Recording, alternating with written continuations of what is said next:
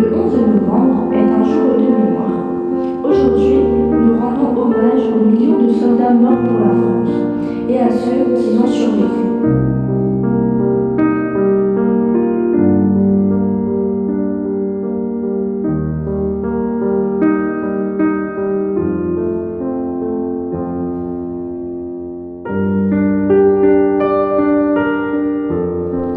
En 1914, l'Europe est puissante, mais fragile. Depuis des années, les tensions grandissent entre plusieurs pays. Deux grands groupes s'opposent.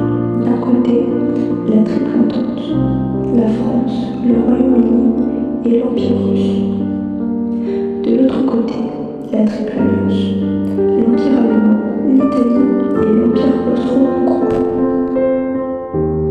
Tout bascule le 28 juin 1914 à Sarajevo, quand l'archiduc François-Ferdinand, héritier de l'Empire d'Autriche-Hongrie, est assassiné par un jeune nationaliste serbe. Cet événement provoque une réaction en Chine. L'Autriche déclare la guerre à la Serbie. La Russie soutient la Serbie. L'Allemagne soutient l'Autriche. Et en quelques jours, toute l'Europe s'embrase. Le 3 août 1914, l'Allemagne déclare la guerre à la France. Les soldats français partent au front, pensant rentrer avant Noël, mais le conflit durera plus de 4 ans. Ce sera l'une des guerres les plus meurtrières de l'histoire. Des millions d'hommes mobilisés, des familles séparées et une génération entière marquée à jamais. Les poilus. Ces soldats français découvrent très vite l'enfer des tranchées.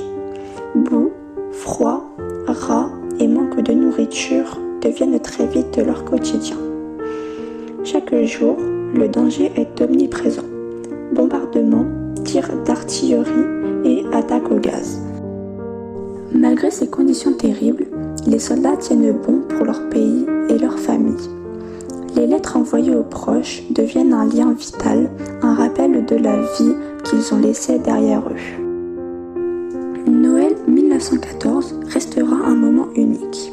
Dans le no man's land, entre les lignes, soldats français et allemands se saluent, jouent au foot et échangent quelques cadeaux.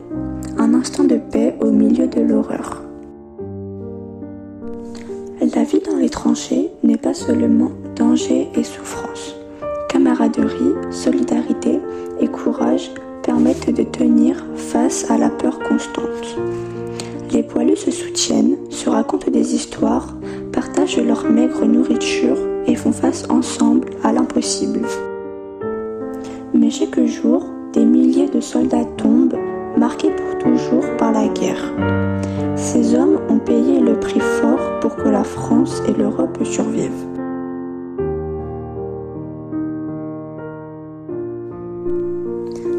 Certains soldats reviennent du front profondément marqués par la guerre. Leurs visages sont mutilés, leurs corps parfois brisés. On les appelle les gueules cassées. Malgré ces blessures, ces hommes restent courageux et déterminés.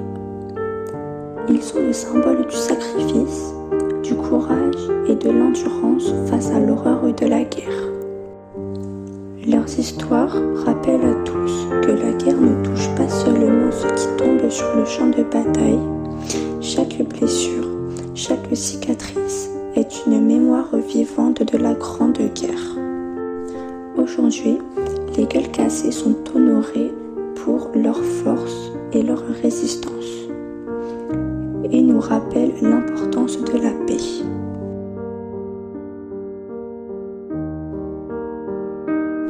Verdun, la Somme, les grandes batailles de la Première Guerre mondiale ont coûté la vie à des millions de soldats. Chaque offensive était un combat acharné dans des conditions terribles. Parmi eux, certains hommes sont devenus des symboles. Charles Péguy, poète et soldat tombé à Verdun, Alain Fournier, écrivain disparu à la bataille de la Marne, et Georges Guynemer, pilote héroïque de l'aviation française. Aujourd'hui, leurs noms sont gravés sur les monuments aux morts de toute la France, rappelant à chacun le courage et le sacrifice de ceux qui ont donné leur vie pour la patrie. Le bleuet est la fleur du souvenir, symbole de mémoire et d'espoir.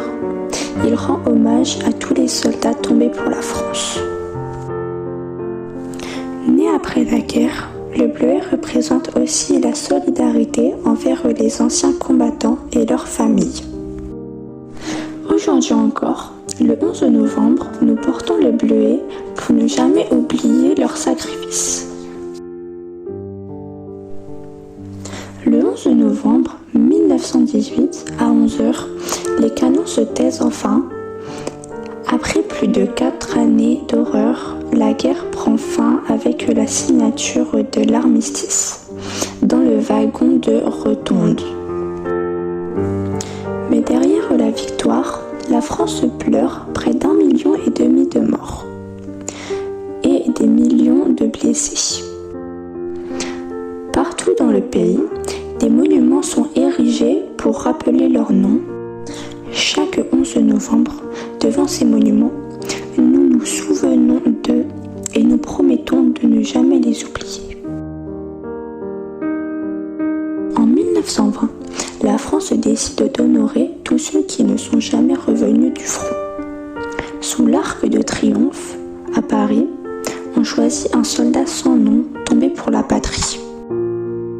Ce soldat inconnu symbolise les milliers d'hommes disparus que leurs familles n'ont jamais pu pleurer. Depuis 1923, une flamme brûle jour et nuit sur sa tombe.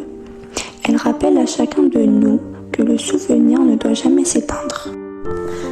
Le soldat inconnu, c'est la mémoire de tous les soldats, ceux dont le nom n'a pas été retrouvé, mais dont le courage restera éternel.